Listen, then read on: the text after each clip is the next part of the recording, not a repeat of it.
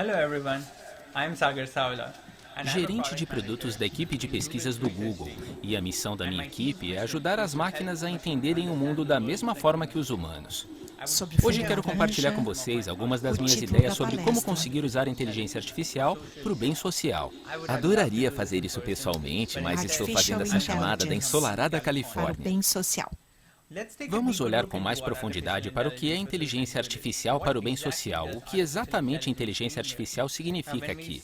Quando dizemos as palavras machine learning ou inteligência artificial, temos que entender por que isso é tão importante, por que essas coisas não existiam antes, o que as empresas estavam fazendo antes disso, porque de repente essa palavra está tão na moda. E para entender isso, temos que entender um pouco sobre como os computadores funcionavam antes. Isso é o que está por trás de todos os softwares de computador. Como, por exemplo, se você olha o que está atrás das unidades de pesquisa do Google, ou o seu telefone, ou seu computador, até mesmo sua TV. Essas são todas as linhas de código que estão escritas pelos humanos manualmente, programadas manualmente para dizer aos computadores o que fazer. Computadores tradicionalmente são máquinas bem burras e dizemos a eles linha por linha, a cada linha, a regra exata e o conjunto exato de coisas que eles devem fazer para alcançar os resultados que queremos. Mas se isso é algo tão complexo, ou se escrever tantas linhas assim requer tantos detalhes, como sair de algo assim para um carro autodirigível? Essa é a foto de um carro autodirigível, com uma câmera em cima. Ele tem um monte de sensores, porque o carro precisa saber exatamente o que está fazendo, para qual direção está indo, em que velocidade, e precisa fazer tudo isso em tempo real, de forma rápida.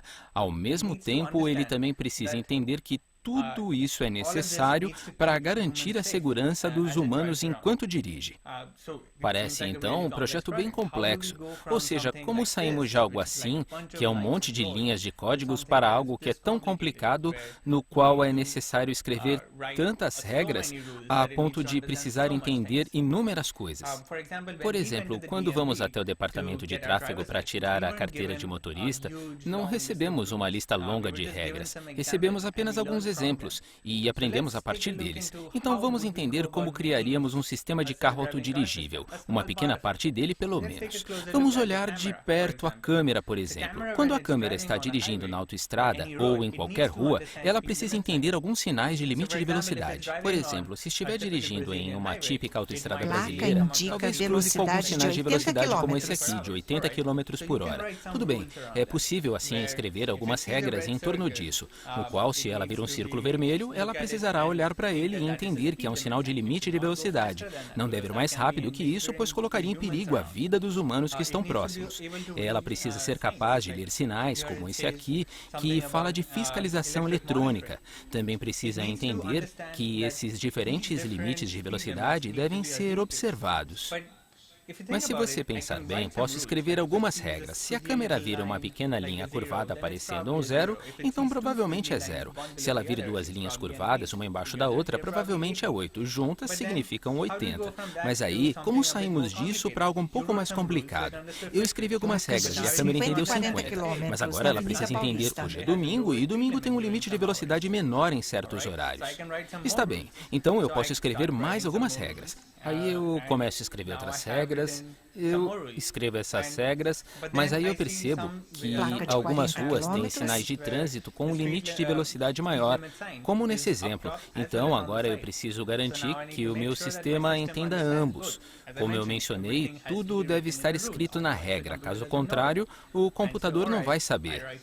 Então, tudo bem, eu escrevo mais algumas regras para que ele entenda que 40 km por hora é o limite de velocidade dessa rua. Mas aí, se eu escrever essas regras, como eu vou saber? Como eu vou compensar por algo assim? Essa é uma foto que eu tirei numa rua brasileira. Eu soube que alguém tirou sarro desse sinal de limite de velocidade e resolveu fazer parecer 400. Devemos acrescentar 400? Não seria seguro, não é? Portanto, é importante saber que o último zero não é o zero escrito pelas autoridades.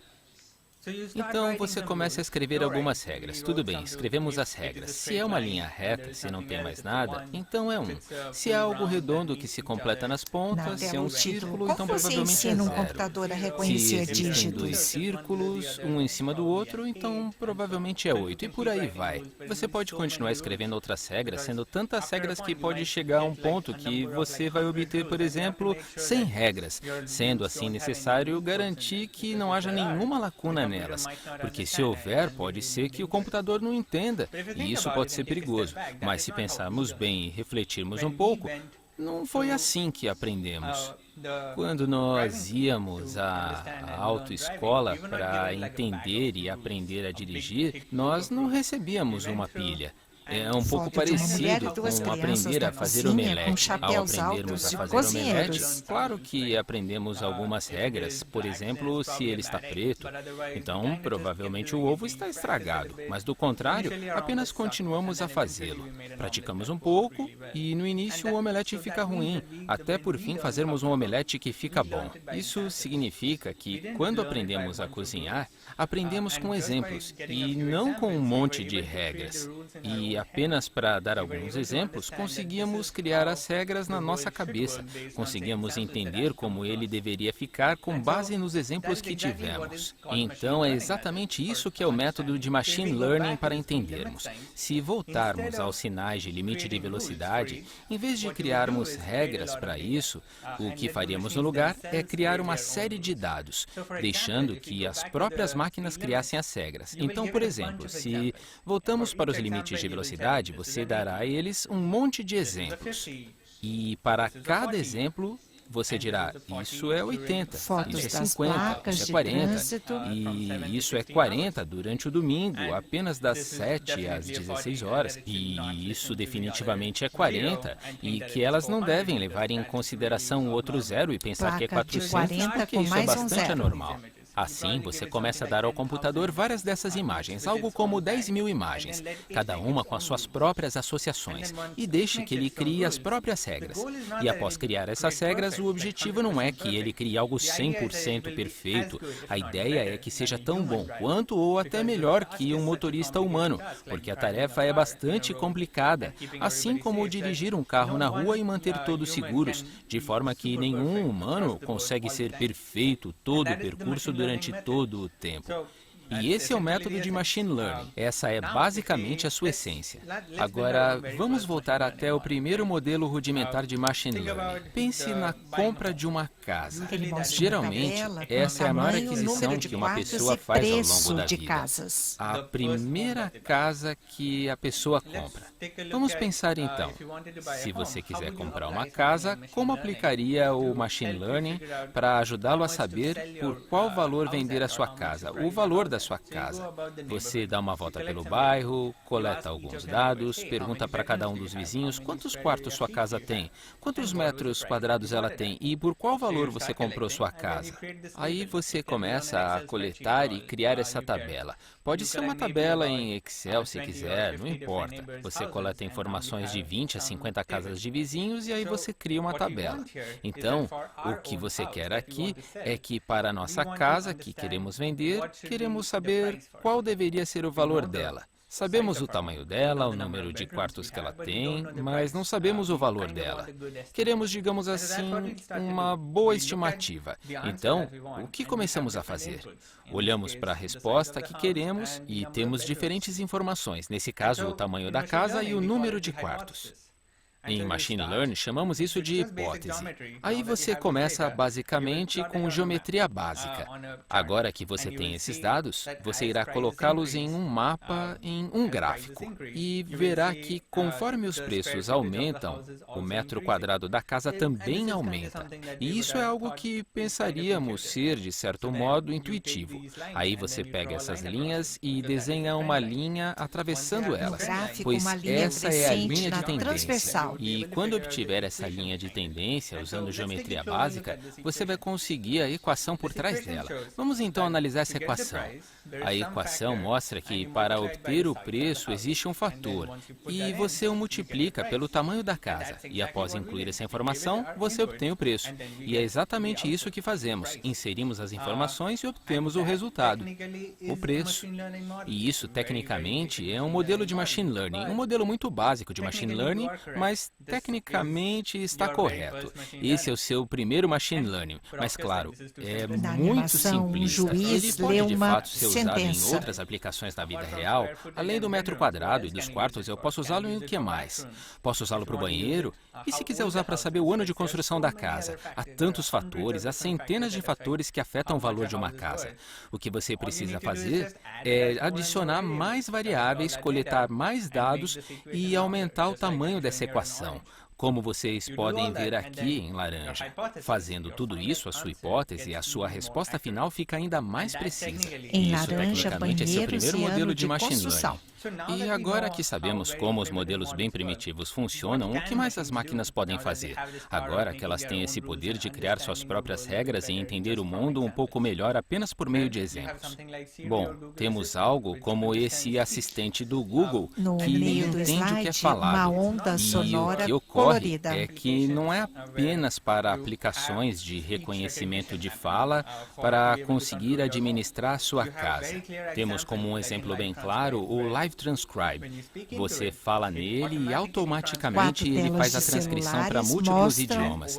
Tem mais de 80 idiomas, entre os quais português e português brasileiro. Ele percebe todas essas nuances diferentes, detectando inclusive erros gramaticais e de pontuação, tudo em tempo real, sem custo, em qualquer telefone Android. E o que mais as máquinas podem fazer agora que elas reconhecem a fala? Agora que você compreende que as máquinas conseguem escutar nos microfones, podendo ajudá-lo a fazer o que você tinha vontade, indo além disso. E se você pegasse seu celular antigo, colocasse uma bateria nele e usasse na floresta como esse cara aqui? Esse é o Topher White, da Rainforest Connection. E isso foi exatamente o que ele fez. fixa Essa caixa vários pequena, ele colocou um celulares com telefone, baterias no Android tronco de uma antigo, árvore. colocou uma bateria grande, um painel solar e conectou o sistema de forma que ele escutasse a floresta amazônica para conseguir entender o desmatamento. E é isso o que a Rainforest Connection faz. O desmatamento é atualmente um dos principais causadores da mudança climática global ou das emissões de carbono. A Rainforest Connection faz parte desse projeto no qual eles colocam esses tipos de sensores em diversas partes da floresta e eles conseguem escutar quando as motosserras estão bem distantes. Assim que o sistema é montado, eles escutam essas motosserras e o modelo de machine learning reconhece o som e imediatamente envia um alerta aos guardas florestais, que vão até o local e prendem os garimpeiros e madeireiros florestais ilegais para garantir que o desmatamento pare antes de as florestas serem de fato derrubadas ou para evitar outros danos. E isso tem salvado diversas florestas ao redor do mundo. Isso tem sido implementado em diversos países, inclusive na floresta amazônica. Por Manchete exemplo, de se for jornal. possível São Paulo garantir está que o ficando sem desmatamento água ilegal com o pare, desmatamento então da teremos, Amazônia. por exemplo, um lugar como São Paulo que não terá tantos períodos de seca como os que tem tido, porque a Amazônia está desaparecendo e a Rainforest Connection pode ajudar com diversos tipos de aplicações apenas com o poder do machine learning. O que mais podemos fazer? Falamos do escopo do áudio. Se escutamos algo, podemos transformar Foto de isso em uma fala. praia, Mas se mar elas forem azul e capazes de calmo. ver, temos aqui uma foto. Se eu pedisse para vocês a descreverem, vocês diriam uma praia com mar, um céu azul, e isso é bem bonito.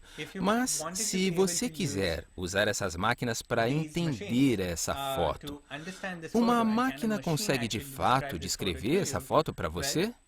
Bom, você dá a ela alguns exemplos. Foi isso que um grupo de pesquisadores em Stanford fez. Eles começaram a coletar diversas fotos, mais ou menos 1 milhão de fotos, e começaram a marcar essas fotos com diversas tags. Por exemplo, isso é uma praia, esse é o mar, essa é a água.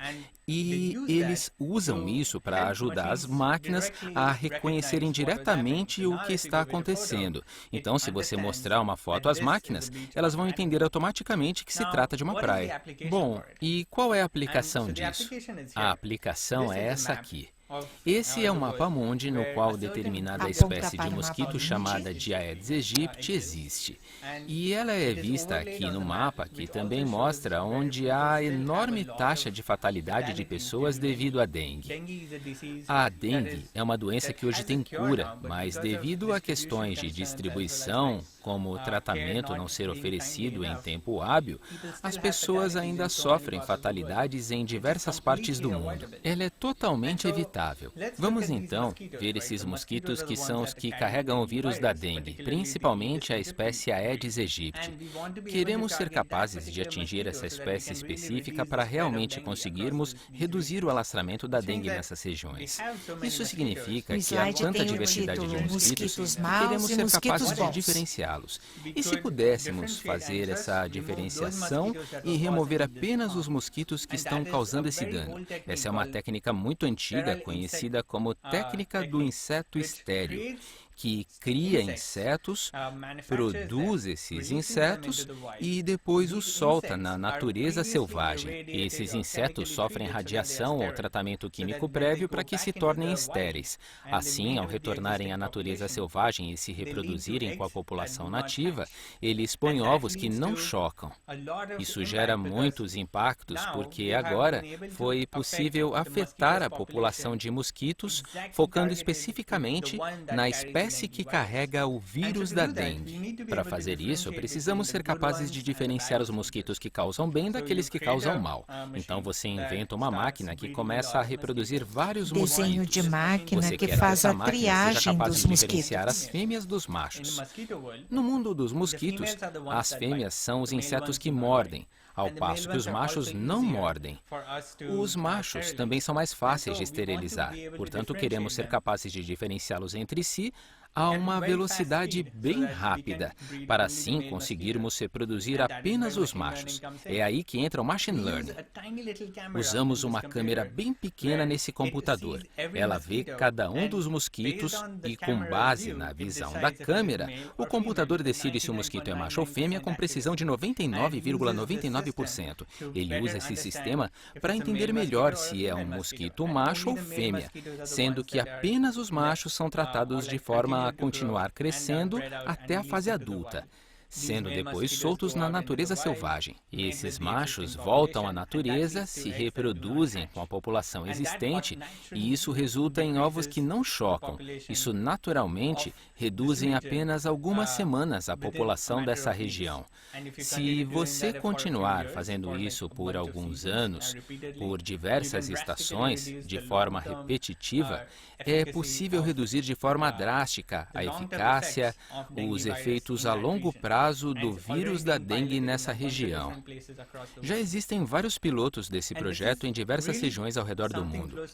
E isso é algo bem importante para mim, porque mostra o impacto social bastante direto do uso do Machine Learning. Estamos usando um sistema que inicialmente era aplicado para entender qualquer foto, como um sistema de divisão. E podemos usar esse mesmo tipo de técnica para conseguirmos fazer a diferenciação entre o mosquito macho e a fêmea, ajudando a prevenir e a reduzir os impactos da dengue. O que ocorre é que estamos usando a inteligência artificial para essas diferentes aplicações ao redor do mundo, para o bem social, como no exemplo do vírus da dengue, em casos de acessibilidade ou da Forest Connection. Não é apenas para o bem social, mas quando fazemos esses tipos de aplicações, com esses tipos de escopo, acabamos ajudando todo mundo. Por exemplo, isso era como andávamos pelas ruas. Aqui temos um cadeirante. E aí temos esse problema em que, devido às calçadas e aos meios-fios, as alturas eram desniveladas e cadeirantes não tinham o acesso adequado. Foi assim que, na década de 70, uma pequena cidade em Michigan implementou um sistema no qual criou uma rampa. E a criação dessa rampa acabou beneficiando todo mundo. Claro, os cadeirantes se beneficiaram muito com essas rampas, mas nós também. Por exemplo, exemplo, se você estiver caminhando, se quiser usar um carrinho de bebê ou uma três mala de fotos, viagem, uma você cadeirante, também vai querer uma usar uma mãe rampa como empurrando um essa. carrinho Chamamos de isso bebê de e uma efeito pessoa da redução puxando do uma mala. meio-fio, no Todos qual você cria algo atravessam denominado na de bem faixa de social pedestres. ou acessibilidade. E essa criação acaba beneficiando todo mundo. Isso, na verdade, torna o mundo um lugar melhor para todos, porque todos nós, em determinado período de nossas vidas, precisamos de algum tipo de meio de acessibilidade à tecnologia ou a qualquer coisa que usemos. E isso é o que eu penso sobre o uso da inteligência artificial para o bem social. Obrigado. Hand Talk.